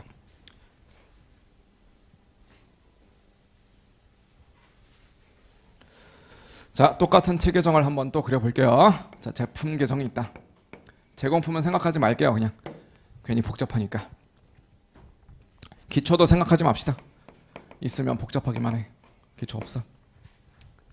자, 원가가 발생했고요. 일부는 판매가 되었더라. 일부는 기말에 남더라. 자, 일단 이제 본격적으로 이론편 교재 보면서 요 얘기 또 하겠지만 우리가 무슨 뭐 DM과 DL과 OH로서의 분류 뭐 등등 우리 원가의 분류 방법을 이거 말고도 여러 가지 배우게 되는데 요거 기억나시죠? 변동비도 있고 고정비도 있다. 그죠? 그래서 변동비와 고정비 그래프 좀 이따가 이론편에서 보긴 하겠지만 그때 가서 확인하기로 하고 머릿속으로만 살짝 그려보세요. 변동비랑 고정비 그래프가 어떻게 생겼었는지. 물론 총액 그래프도 떠올려 보시고 단가 그래프도 우리가 중요했었으니까 걔네들도 좀 떠올려 보세요. 자, 그 감을 갖고 계시는 상태에서 우리가 발생시키는 원가 DM, DL, OH인데 그 중에 일부는 변동비고요. 일부는 고정비 성격이 있을 거라고. DM은 일반적으로 변동비야 고정비야? DM은 당연히 변동비죠. 왜? 많이 만들 거면 재료도 많이 써야 되는 거니까요. DL은요? DL은 이게 사실 조금 애매한 부분도 있어요. 왜냐면 인건비를 어떤 방식으로 계약해서 주느냐에 따라서 사실 다르거든요. 그래서 그냥 참고로만 듣고 버리셔도 되는데 제가 실무 강의도 하거든요. 실무 강의 할 때는 요놈 다 고정비로 그냥 얘기해요. 아, 이 회사 인건비 많아요. 우리 회사 인건비가 많으니까 고정비가 높지 않습니까? 그래서 뭐 레버리지가 어떻고 뭐 이렇게 강의한다고. 그러니까 대부분 요새는 연봉으로 줘서 다 사실은 고정비로 취급해요. 현업에서는. 근데 시험 문제는 안 그래. 여러분들이 보셔야 되는 시험 문제는 다 그냥 시급이에요. 이해하셨죠? 자, 다 시급이기 때문에 결국 많이 만들 거면 일도 그만큼 많이 시키고 인건비도 많이 나가겠지. 시급이니까. 그래서 얘 다 그냥 별말 없으면 변동비야. 이해하셨죠? 그래서 이게 그냥 실무랑 좀 다른 부분이긴 한데 어쨌든 변동비고, 요것도 시험 문제에서 변동비랑 고정비 좀 섞여 있는 형태로 줄 수도 있어요. 줄 수도 있으니까 그거 문제에서 하라는 대로 해야 되는데 별말 없으면 그냥 변동비. 이해하셨죠? 그죠? 자, 제조간접원가를 보면 얘랑 얘랑에 속하지 않은 것들은 다 여기다 집어넣는 거다 보니까 얘는 종류가 많아요. 종류가 많아서 일괄적으로 그냥 변동비다, 일괄적으로 고정비다 이렇게 말할 수가 없다고. 그래서 얘는 변동비 성격, 고정비 성격이 섞여 있을 텐데 걔네들을 우리는 변동비 성격의 OH, 고정비 성격의 OH 이렇게 부른다는 거지. 변동비 variable, 고정비 fixed. 그래서 VF라는 말을 써서 이렇게 변동 제조간접원가, 고정 제조간접원가 이쯤 되겠죠. 즉 우리가 발생시키는 원가들 중에서 요만큼은 변동비고요. 유일하게 얘는 지금 고정비 성격이에요. 그래서 아, 이게 변동비도 있고 고정비도 있구나. 그러면 여기다 좀 나누어서 가볼게요. 어차피 뭐 세 개 구분하는 게 별로 의미가 없으니까 이제 변동비도 발생하고 고정비도 발생하더라. 이렇게 우리가 좀 티계정을 구성을 해봅시다. 그래서 요거 금액이 얼마 발생했고 이것도 금액이 얼마 발생했다. 이런 것들을 우리가 밀어넣을 수가 있겠죠. 그죠? 자, 근데 그중에 일부는 팔렸고 일부는 기말에 안 팔려서 남아있잖아요. 근데 이 전체 금액을 얘랑 쪼개듯이 사실 그걸 디테일하게 세부적으로 보면 이 금액 중에 일부가 얘랑 얘랑으로 나뉘어지고 또 이 금액 중에 일부가 얘랑 얘랑으로 나뉘어지는 거니까 결국 얘를 딱 까보면 그 안에 당연히 변동비랑 고정비가 들어있는 거고 요 녀석을 딱 까보면 그 안에 당연히 변동비랑 고정비가 들어있는 거예요. 요런 가지고 돌린 거니까. 자, 그러면 얘는 어차피 재무상태표로 갈 금액인데 얘보다 우리 원가관리회계에서는 요 놈한테 더 관심이 많거든요. 왜냐면 요 녀석이 뭐냐면 얘가 매출원가니까 손익에 영향을 준다는 거지. 그래서 요 놈 위주로 우리가 조금 들여다보도록 할게요. 자, 뭔 얘기냐면 요 금액, 처음에 발생시킨 금액, 뭐 얘도 마찬가지. 요 금액, 요 둘을 우리가 얼마라고 적을지를 좀 고민을 해보자고요. 얘네 둘이가 과연 얼마일 거냐. 이렇게. 그럼 이게 다 금액이잖아, 금액. 자, 앞으로 이제 진도 나가면서 되게 여러 번 반복적으로 말씀드릴 얘기인데 우리가 배워야 되는 대부분의 금액은 두 가지만 알면 어떻게든 알아낼 수 있어요. 뭐랑 뭐를 알아야 되느냐. 지금 우리가 앉아있는 이 강의실에 책상이 되게 많잖아요. 책상 다 해서 금액적으로 얼마입니까? 이거 얼마어치 책상입니까? 누가 물어보는 거야. 그럼 우리한테는 두 가지가 필요한 거예요. 뭐랑 뭐 있어야 돼요? 일단 뭐부터 하실 거야? 일단 그래? 책상이 몇 개나 있지? 세야 될 거 아니야. 책상이 몇 개인가? 수량. 그럼 이 책상 하나가 도대체 얼마짜리지? 단가. 이 둘을 엮어버리면 책상의 금액이 얼마다 나올 거 아니겠어요? 세상의 모든 건 그냥 수량과 단가 둘만 있으면 된다고. 됐죠? 자, 그럼 수량 이야기부터 한번 해보도록 합시다. 자, 원가가 발생했대요. 뭐하다 발생했어요? 만들다가 아니면 팔다가. 제조원가니까 당연히 만들다가 발생한 거 아니에요. 그래서 만들다가 발생했으니까 무슨 수량을 써야지 될 거냐? 생산량을 쓰면 되겠네.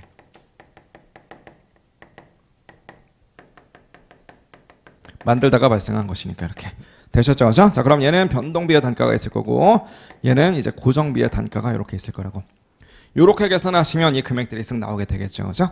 자, 이번엔 이쪽으로 갑시다. 판매된 거 이 금액과 요 금액을 계산해 볼 건데 얘들도 결국은 금액이기 때문에 두 가지만 있으면 돼요.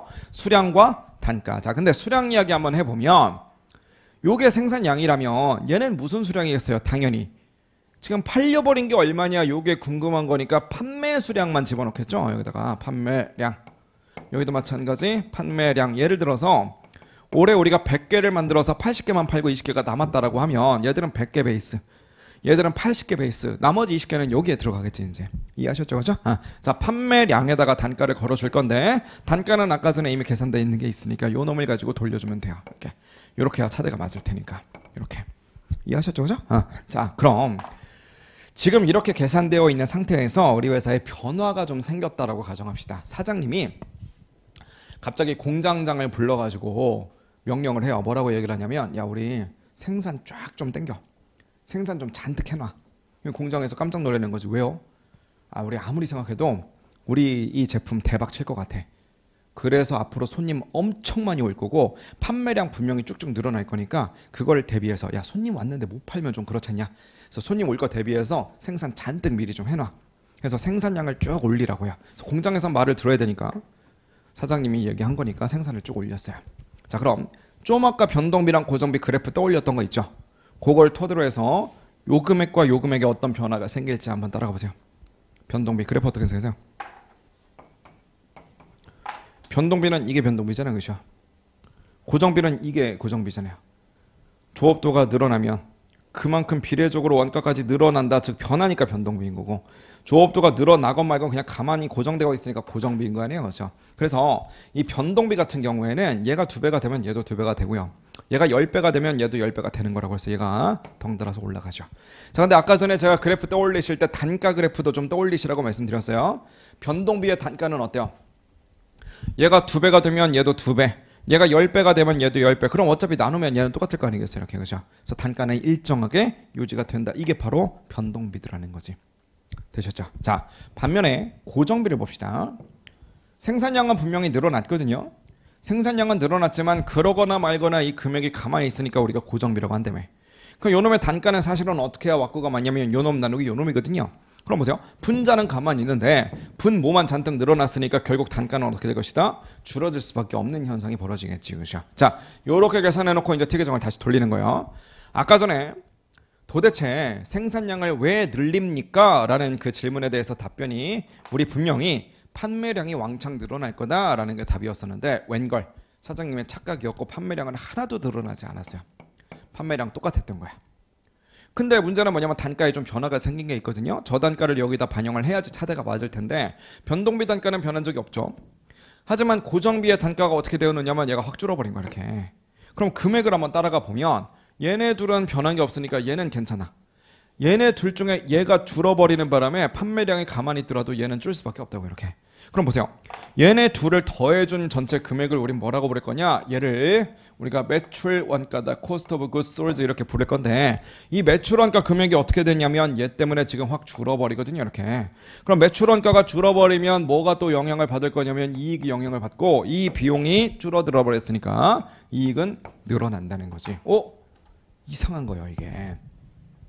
이익이 늘어났으니까 일단 기분은 좋아. 일단 기분은 좋은데 무슨 문제점이 있느냐? 뭐지? 내가 옛날보다 많이 팔았어서 이익이 올라갔으면 그건 너무나 자연스러운 건데 지금 우리는 판매량이 늘어난 적이 없거든요. 판매량 어차피 똑같은데 우리가 잔뜩 한 건 뭐냐면 생산만 늘렸을 뿐이에요. 생산 잔뜩 했는데 판매는 못했으니까 그거 다 어디 쌓여있을 거냐면 여기 쌓여있거든요. 결국 이거를 그냥 한마디로 얘기하자면 팔지도 못할 거 잔뜩 만들어서 그거 다 재고로 쌓여있고 그래서 창고에 지금 먼지만 쌓이고 있고 그랬더니 이익이 늘어나는 거죠.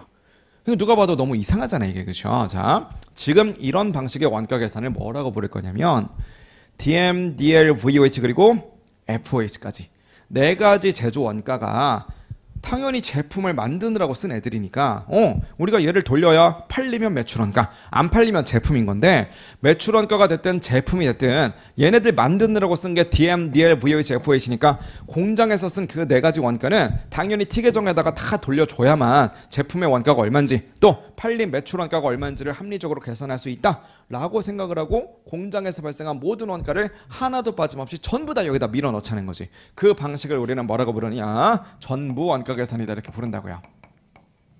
근데 이놈의 전부 원가 계산을 쓰다 보니까 이게 문제점이 있다는 걸 발견한 거야. 어떤 문제점이 있었는가? 지금 우리가 판매가 늘어난 것도 아니고 생산만 늘렸을 뿐인데 이익이 덩달아서 올라가더라는 거죠. 이건 너무 이상하잖아요. 그렇죠? 그래서 좀 극단적으로 표현하면 이익 조작도 가능한 거예요.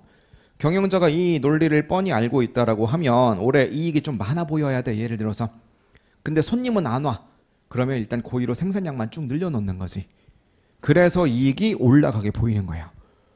이 전부원가 계산이 치명적인 문제점이 있는데 그 치명적인 문제점은 다 누구 때문이냐? 딱 봐도 누구 때문이야 지금. 다 얘가 문제잖아. 얘는 괜찮잖아요 지금. 요 고정비가 문제를 일으키니까 이 고정 제조 간접 원가도 분명 이런 제품들을 만들기 위해서 쓴 건 맞는데 그렇다고 무조건 티계정을 돌리지는 말고 얘는 빼자. 즉 여기는 이 고정비 금액은 발생한 이 금액 자체를 얘는 생산량이 늘던 말던 얘는 그냥 가만히 있을 테니까 요 금액 자체를 그냥 손익계산서에 꽂아버리고 요 놈 중에 일부를 여기 이렇게 T계정에 돌리는 행위는 하지 말자 이거야. 무슨 말인지 아시겠죠? 그러면 T계정을 딱 까보면 얘는 손익계산서 가버렸고 대변으로 돌리지 않으니까 T계정을 까봤자 뭐만 남아있을 거냐? 변동원가만 남아있을 거 아니에요. 그렇죠? 변동원가만으로 구성된 T계정을 관리하자. 우리는 이런 문제점을 해결하기 위해서 그것을 우리는 변동원가 계산이다 이렇게 이제 부르기로 한 거죠. 변동비만 들어있으니까. 자, 기본 강의 때 기본서에서 들어보셔서 아마 기억이 나실 것 같기는 한데 저 변동원가 계산보다 한술 더 뜨는 놈도 있었어요. 좀 극단적인 놈 누구 있었어요? 초변동원가 계산이라는 것도 있었지, 그죠? 그래서 이것도 같이 배워야 돼요. 초변동원가 계산 이렇게. 그래서 요 세 가지의 분류는 사실상 어떻게 분류를 해놓은 거냐? T계정에 어디까지 태울 거냐를 가지고 분류를 한 거야. 얘는 T계정에 몇 개를 태울 거냐? 공장에서 발생했으면 전부 다 태우자. 공장에서 발생한 게 몇 개인데요? DM, DL, VOH, FOH까지 4개다 이거지. 4개 이렇게 4개. 4개를 다 태워주자. 이게 전부 원가 계산. 얘는 야 고정비가 사고 치니까 빼자. 변동비에 해당되는 DM과 DL과 VOH만 데리고 다니자. 3개만 데리고 다니자. 이게 바로 변동원가 계산. 얘는 극단적으로 T계정에 뭐만 집어넣기로 했었어요? 얘는 DM만 넣자. 하나만 데리고 다니자. DM만이 이 세상의 진정한 변동비다. 그걸 우리는 초변동 원가 계산 이렇게 부른다고요. 이해할 수 있겠죠? 자, 요런 원가 분류 방식을 우리는 뭐라고 하느냐? T계정에 어디까지 태워줄 건데요? 그 범위에 따라서 분류했다라고 해서 범위에 따른 분류 이렇게 부르고요. 조금 더 디테일하게 얘기하자면 지금 저는 그냥 쉽게 얘기하느라고 T계정에 태워주는 원가, T계정에 안 태워주는 원가 이렇게만 부르고 있는데 우리 T계정에 태워주는 원가를 뭐라고 부르기로 했었어요? 걔네들을 제품 원가라고 부르자. T계정 안 태워주는 애들을 기간 원가 혹은 기간 비용이라고 부르자. 이런 용어들 좀 기억나실 거예요. 그죠? 그래서 제품 원가와 기간 비용. T계정 탔으면 제품 원가, 안 탔으면 기간 원가. 그러니까 여기는 4개가 제품 원가. 얘는 3개만 제품 원가, 얘는 하나만 제품 원가. 그래서 제품 원가에 포함시키는 범위에 따라서 분류했다. 이렇게 이해를 하시면 되겠어요. 따라오셨죠? 무슨 말인지 그죠? 자, 그래서 지금 아까 전에 이쪽으로 돌아가면 얘는 DMDL이냐 OH냐, 얘는 뭐 재료비냐 가공비냐, 얘는 결합 원가냐 추가 가공 원가냐 이런 분류가 좀 중요했었다면 이쪽에서는 다 T계정에 태워줄 거냐 말 거냐의 분류가 되게 중요한 거지. 그래서 T계정에 태워준다 제품 원가, 안 태워준다 기간 비용, 기간 원가. 그래서 얘도 마찬가지로 제품 원가로 갈 것, 그리고 기간 원가로 갈 것. 얘도 마찬가지로 제품 원가로 갈 것과 그 다음에 기간 원가로 갈 것. 요거에 따라서 우리가 분류를 한 건데 그 제품 원가에 갈 것에 대해서 몇 개까지로 결론을 내렸느냐, 그 결론에 따라서 원가 계산 방법이 3가지로 나뉘는 거예요. 이해하셨죠? 자, 요게 여러분들이 원가 회계 시간에 배웠던 내용들이고 요 놈들 관련해서 이제 다시 한번 쭉 들여다보면서 문제까지 풀어보는 게 객관식에서 할 일이에요. 자, 그럼 잘 보세요.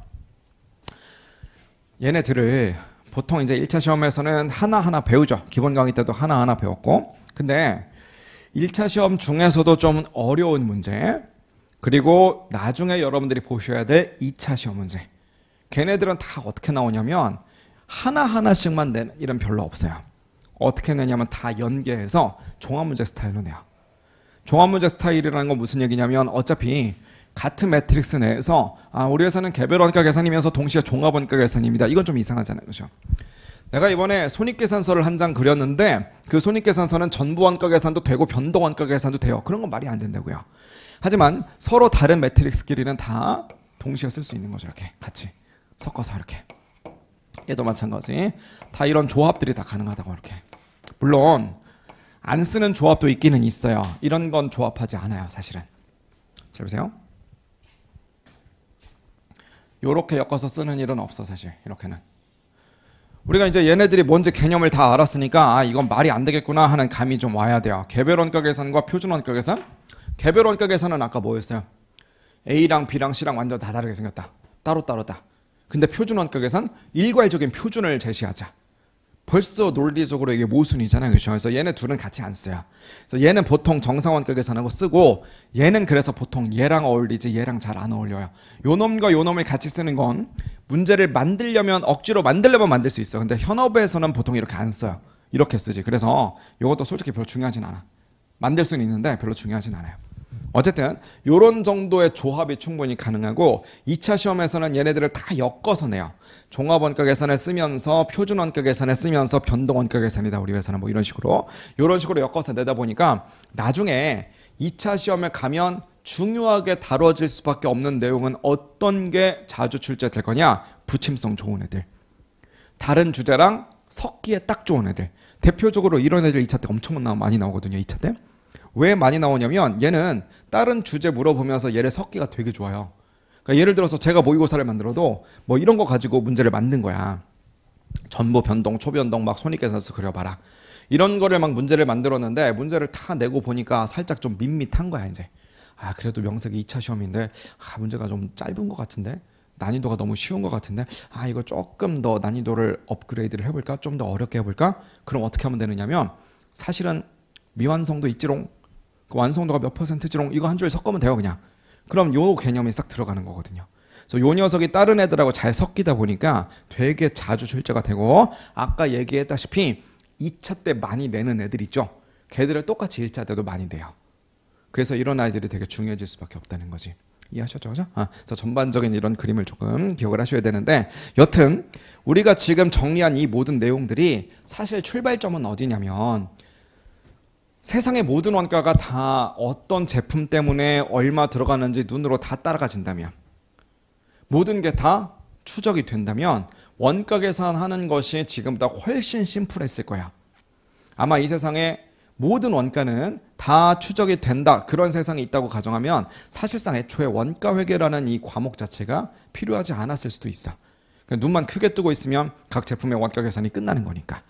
근데 항상 우리를 괴롭히는 것은 공통으로 쓴 원가들. 걔네들을 우리가 임의로 뿜빠이를 쳐야 되니까 그놈의 배부 때문에 출발해서 이렇게 복잡해진 거거든요. 그래서 그 배부라는 개념이 사실은 원가 회계에서 어떻게 보면 중심이 되는 그런 개념이 돼요. 그래서 앞으로 이제 이 배부라는 놈한테 우리가 고통을 받게 되는데 이 배부라는 게 원가 회계에서 가장 중요한 개념이다 보니까 요 녀석을 가지고 이제 문제를 만들어서 내는 그런 주제가 이제 두 가지가 있습니다. 배부를 가지고. 자, 첫 번째로 보조 부문. 보조 부문의 원가 배부. 떠올려 보세요. 우리 그래도 뭐 배웠었는지. 보조 부문의 원가 배부다라고 해서 무슨 직접 배부법, 단계 배부법, 상호 배부법. 우리 보통 책에 뒷부분은 기억 안 나도 앞에는 좀 대충 기억나지 않아요? 그렇죠? 앞에는 열심히 복습을 하잖아 우리가. 그래서 얘네들은 비교적 앞에 배우니까 나 이런 거 배웠던 것 같은데 뭐 상호 배분법이라고 해서 뭔가 막 연립방 정식 만들었던 기억이 좀 있는데 요 정도는 갖고 있을 거라고. 그것도 다 배부 이슈거든요. 이렇게. 또 하나 더 있어요. 힌트. 배부할 거면 좀 제대로 하자. 정확하게 하자. 잘게 쪼개서. 뭐였어요? 바로 활동기준 원가 계산이라는 것도 있었다고. 액티비티 베이스드 코스팅이라고 해서 이제 ABC라고 불렀었던 거죠. 이렇게. 그래서 이런 아이들은 이제 배부를 가지고 뭔가 추가된 그런 주제들인 거야. 그래서 칠판에 적어놓은 이런 주제들을 쭉 보면 원가 회계가 마스터가 될 거고요. 일단 우리는 전략적으로 원가 회계 쪽에 앞으로 더 힘을 주셔야 돼요. 그러니까 뭔 얘기냐면 원가 회계는 그래도 내가 시간을 투입한 거에 나름대로 비례적으로 실력이 올라가요. 시간을 많이 썼다? 그럼 실력도 올라가. 실력이 올라갔다? 그럼 점수도 올라가. 원가 회계는. 근데 관리 회계는 조금 안 그래요. 관리 회계는 약간 수학적인 센스 이런 것도 영향을 받아요. 그래서 관리 회계는 조금 열받지만 수학적인 센스가 있는 사람들은 공부 별로 안 해도 좋은 점수 무조건 맞아요. 근데 내가 별로 그렇지 않다 그러면 시간 투입은 겁나 많이 하는 것 같은데 왜 이렇게 실력이 안 늘지? 실력은 많이 는 것 같은데 왜 이렇게 점수가 안 나오지? 약간 이런 경험을 좀 하게 된다고. 근데 그거마저도 압도적으로 시간 투입을 많이 하면 다 극복돼요. 무조건. 다 극복되는데 이제 우리는 다른 과목들도 봐야 되니까 그놈의 압도적인 시간 투입하기가 쉽지가 않아서 그게 문제가 되는 거지. 그래서 사실은 선택과 집중 이런 것들이 좀 필요한 건데 어쨌든 우리가 전략적으로 좀 안정적인 점수를 맞으려면 이 원가 회계 쪽에 조금 더 무게중심을 둬야 된다는 거지. 이해하셨죠? 그죠? 네. 그래서 앞으로 이제 이런 것들 배울 거다. 그리고 예전에 기본 강의 때 이런 것들 배웠다. 요 정도를 좀, 요 내용으로 좀 정리하시고, 지금 이 내용을 여러분들이 귀를 잘 열고, 좀 잘 들어 놓으시고, 또 복습할 때 요런 내용들을 좀 신경 써서 여러분들이 반복적으로 보신다면, 해당 챕터들 들어가서, 또 요 챕터들 들어가면은, 이거 이렇게 하는 겁니다. 말씀드릴 거 아니겠어요? 그때, 저 OT 때 다 들었던 얘긴데, 그런 게 생각나면서 훨씬 더 따라오기가 편할 거라고. 이해하셨죠? 무슨 말인지. 그죠? 자, 그 정도 보고 우리 좀만 쉬었다가 와서 본격적으로 진도를 좀 나가보도록 합시다. 쉬었다 오시죠.